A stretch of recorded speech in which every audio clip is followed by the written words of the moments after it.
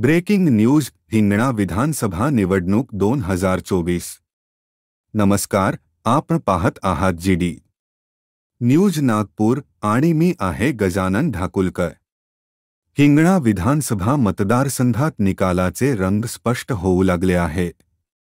आतापर्यंतच्या 10वी फेरीपर्यंत समीर मेघे यांनी 60,268 मतांसह मजबूत आघाडी घेतली आहे।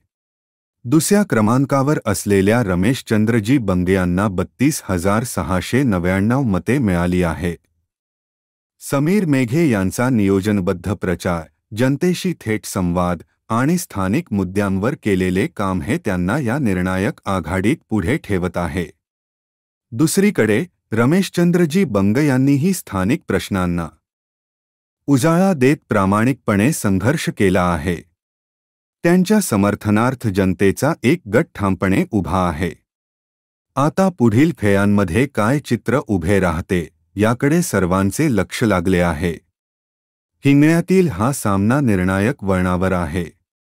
ताज्या अपडेट्ससाठी पाहत रहा जीडी न्यूज नागपूर।